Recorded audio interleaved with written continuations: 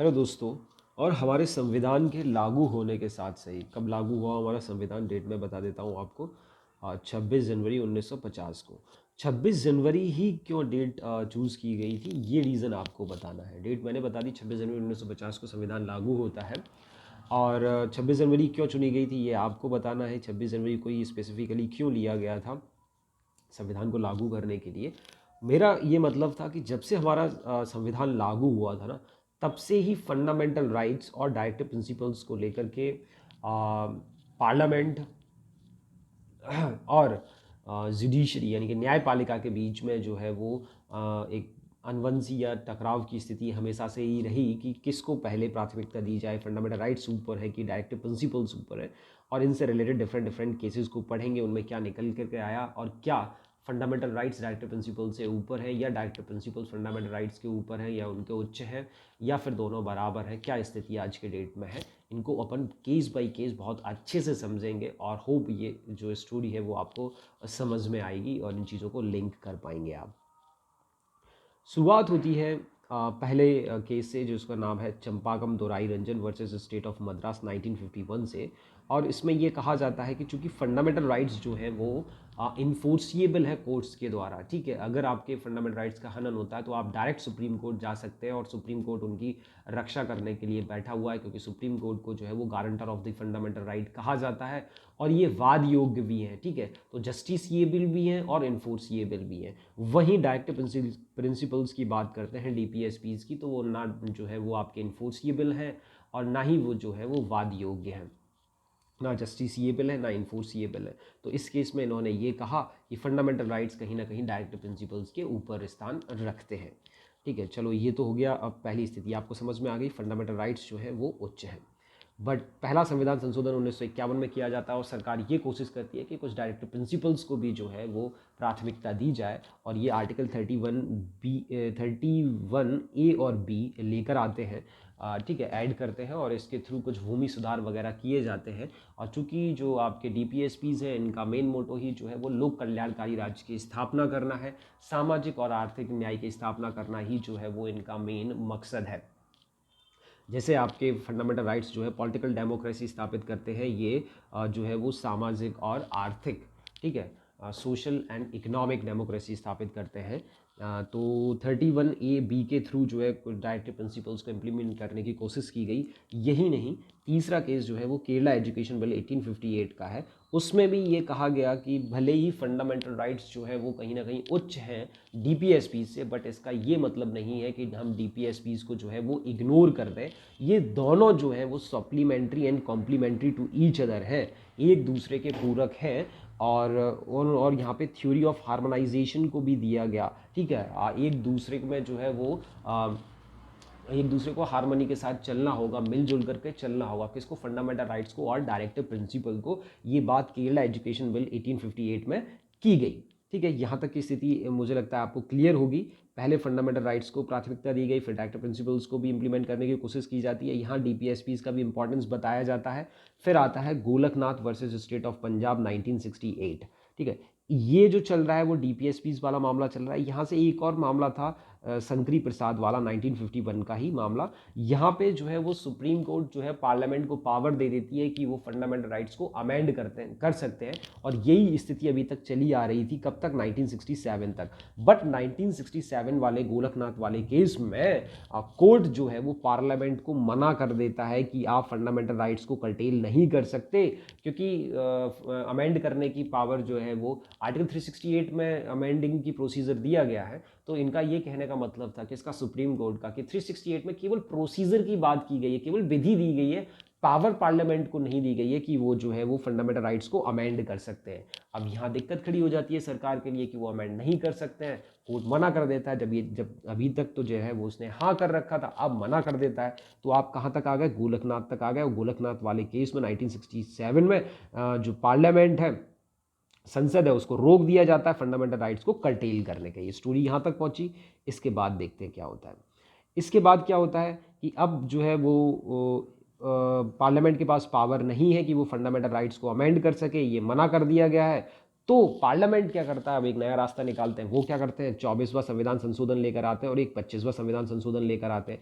जो 24वां संविधान संशोधन लेकर के आते हैं उसमें वो क्या करते हैं, 368 की परिभाषा को बदल देते हैं। आर्टिकल 368 जो है ना, उसकी परिभाषा को बदल देते हैं और उसमें ये लिखा हुआ था कि विधि दी गई है, उसमें ये अब ये कर देते हैं कि विधि तो दी ही गई है, प्रोसीजर तो दिया ही गई है, बट ये पावर भी जो है वो पार्लियामेंट को दी गई है कि वो फंडामेंटल राइट्स को अमेंड कर सकते हैं। ठीक है, तो इन्होंने पावर किसको दे दी, पार्लियामेंट को दे दी। पार्लियामेंट ने खुद को ही पावर दे दी आर्टिकल 368 के तहत 24वें संविधान संशोधन 1971 द्वारा। और एक 25वां संविधान संशोधन 1971 लेकर के आते हैं। इसमें क्या करते हैं, एक आर्टिकल 31C को ऐड कर देते हैं। हम ऊपर देख चुके हैं 31A और B पहले ही ऐड हो चुके हैं, 31C को ऐड करते हैं और 31C में 2 पार्ट ऐड करते हैं। 2 पार्ट में, एक पार्ट में ये कहते हैं कि 39B और C, 39B और C, B और C कौन से ये आएंगे, DPSPs के आर्टिकल हैं। तो इनका कहना का मतलब तात्पर्य ये था कि अगर हम 39B और C को इम्प्लीमेंट करते हैं तो उसमें आर्टिकल 14, 19 और 31, 14, 19, 31 का हनन होगा। ठीक है, एक तो ये बात इन्होंने कही और इन्होंने ये कहा जो हम करेंगे उसका जुडिशियल रिव्यू नहीं होगा, उसकी जांच नहीं हो सकेगी, न्यायिक समीक्षा नहीं हो सकेगी। तो ये बड़ी दिक्कत वाली बात हो गई, बट इन्होंने जो है 25वें संविधान संशोधन के थ्रू कर दिया। अब जो है वो बहुत इंपॉर्टेंट मामला आता है इसके बाद का और उसमें ये सारी चीज़ें जो है वो सुलझ जाएगी। मामला आता है Kesavananda Bharati versus state of Kerala 1973 वाला।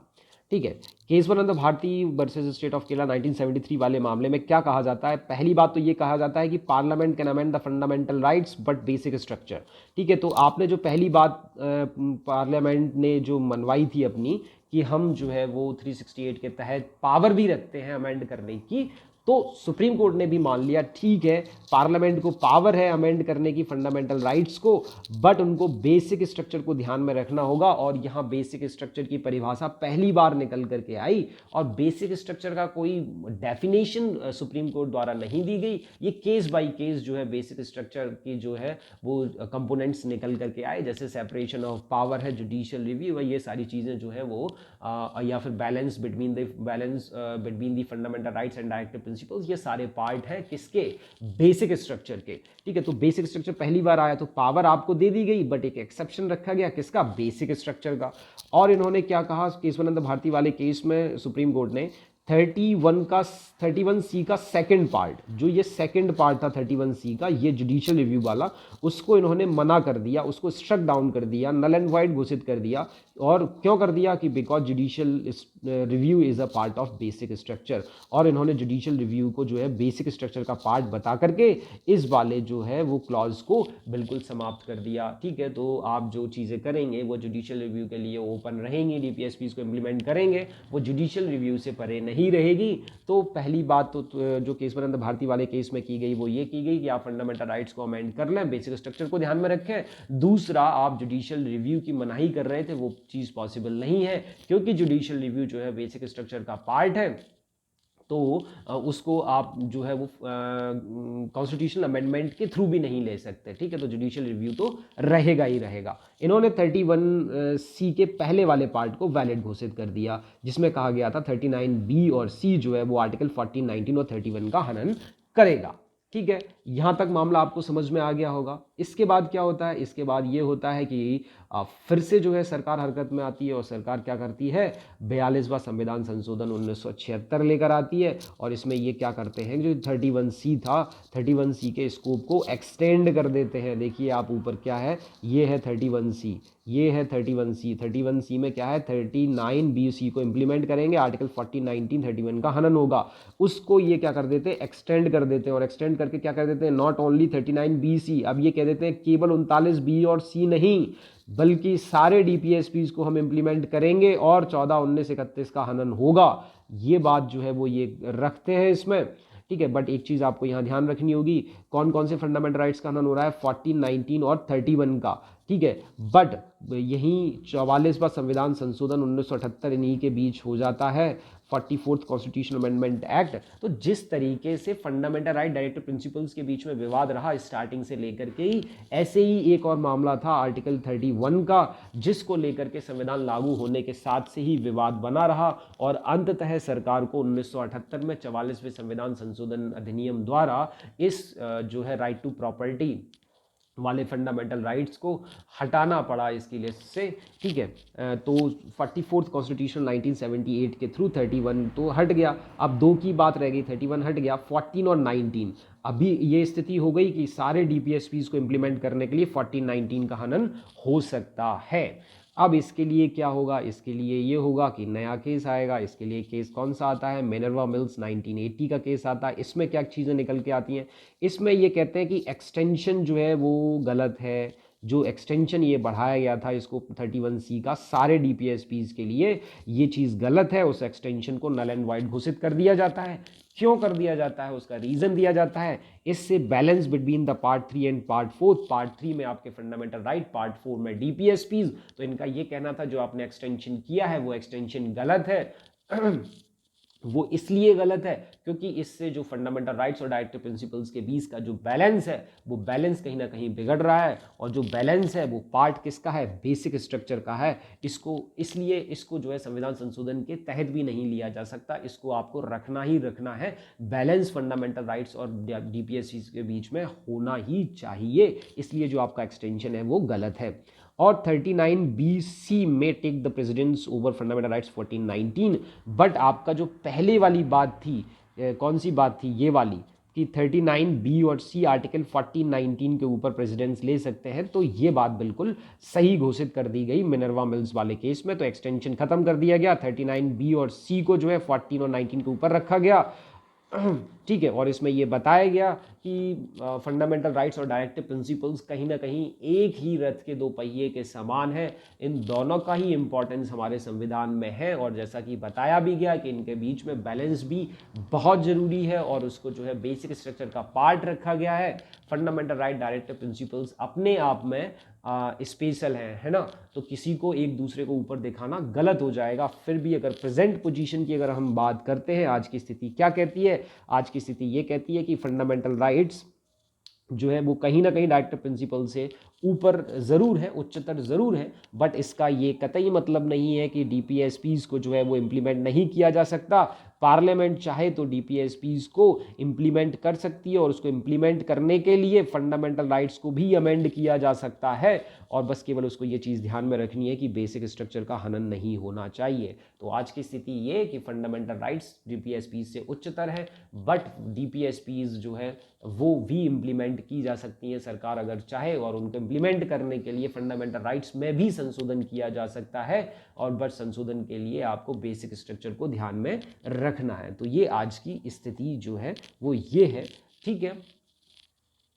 आई होप आपको स्टोरी जो है वो समझ में आई होगी कि किस तरीके से केस बाई केस सिस्टम चलता है, और कौन ऊपर रहता है। पहले फंडामेंटल राइट्स ऊपर रहते हैं, फिर डीपीएसपीज़ को इम्प्लीमेंट करने की कोशिश की जाती है, फिर यहाँ डीपीएसपीज़ का इंपॉर्टेंस भी बताया जाता है। यहाँ फंडामेंटल जो राइट्स हैं उनको अमेंड करने की पावर जो है पार्लियामेंट से ले ली जाती है, फिर पार्लियामेंट को पावर दे दी जाती है 24वें संविधान संशोधन के थ्रू, और 25वें संविधान संशोधन के थ्रू 21C को लाया जाता है, और उसमें 39BC जो है 14-19-31 का हनन करेंगे, और जुडिशियल रिव्यू नहीं होगा, ऐसी बात की जाती है। इसके बाद केशवानंद भारती वाला केस आता है, और उसमें ये कहा जाता है पार्लियामेंट अमेंड कर सकता है, और 31C का दूसरा पार्ट जो जुडिशियल रिव्यू ना लेने की बात कर रहे थे उनको खत्म कर दिया जाता है, जुडिशियल रिव्यू रहेगा, और जुडिशियल रिव्यू जो पार्ट है वो बेसिक स्ट्रक्चर का रहेगा। 31C का वन पार्ट जो है उसको मान लिया जाता है कि 39B और C जो है वो 14, 19, 31 का हनन कर सकता है, ठीक है। और वहीं एक चीज़ और होती है, 42nd कॉन्स्टिट्यूशनल अमेंडमेंट होता है। 42nd कॉन्स्टिट्यूशनल अमेंडमेंट एक्ट 1976 के द्वारा जो स्कोप 31C का वो एक्सटेंड कर दिया जाता है। उसमें ये कहा जाता है 39B और C ही नहीं बल्कि ऑल द डायरेक्टिव प्रिंसिपल्स को इम्प्लीमेंट करने के लिए हम 40, 19, 31 का हनन कर सकते हैं। और वहीं 44th 1978 के द्वारा 31 को जो है वो ख़त्म कर दिया जाता है, ठीक है। ख़त्म करने के बाद फिर मिनर्वा मिल्स वाला केस आता है, और इसमें ये जो है वो एक्सटेंशन किया जाता है, उसको हटा देते हैं, क्योंकि एक्सटेंशन से जो बैलेंस है थर्ड और फोर्थ पार्ट के बीच में वो गड़बड़ा रहा है, ख़राब हो रहा है, इसकी वजह से उसको हटा दिया जाता है। और चूँकि ये बेसिक स्ट्रक्चर का पार्ट भी है और 39 बी और सी जो है 14 और 19 के ऊपर जो है प्रेसिडेंट्स ले सकते हैं। और ये बताया जाता है कहीं ना कहीं एक ही रथ के दो पहिए के समान है और इन दोनों का ही इम्पोर्टेंस बराबर का है, इसलिए हम किसी एक को जो है प्रेसिडेंट्स नहीं दे सकते हैं। और प्रेजेंट कंडीशन ये है कि फंडामेंटल राइट्स कहीं ना कहीं थोड़ा सा डीपीएसपी से उच्चतर है, बट इसका मतलब डीपीएसपीज को जो है वो ये नहीं है कि इम्प्लीमेंट नहीं किया जा सकता, उनको भी इम्प्लीमेंट किया जा सकता है। गवर्नमेंट अगर चाहे, पार्लियामेंट अगर चाहे, उनको इम्प्लीमेंट कर सकती है और उसको इम्प्लीमेंट करने के लिए फंडामेंटल राइट्स तक में सुधार किया जा सकता है। और वो सुधार जो है बेसिक स्ट्रक्चर्स के लिमिटेशंस के साथ होना चाहिए। तो इस तरीके की स्टोरी जो है इसमें आपको ये भी समझ में आ गया होगा कि फंडामेंटल राइट्स को भी अमेंड किया जाता है, किया जा सकता है। आपको एक चीज़ बिल्कुल स्पष्ट ध्यान रखनी है, ये ध्यान रखना है कि parliament can amend any part of the constitution including fundamental rights. ठीक है, पार्लियामेंट, संसद संविधान के किसी भी भाग को, चाहे वो फंडामेंटल राइट्स ही क्यों ना हो, उनमें अमेंड कर सकता है। केवल उसको एक ही चीज़ ध्यान में रखनी है, वो है बेसिक स्ट्रक्चर। और बेसिक स्ट्रक्चर कौन बताएगा? सुप्रीम कोर्ट बताएगा। ठीक है, तो ये है जो है वो आपकी पूरी स्थिति। आई होप वीडियो आपको समझ में आया होगा, चीज़ें आपको समझ में आई होगी तो चैनल को सब्सक्राइब जरूर करें। Thank you.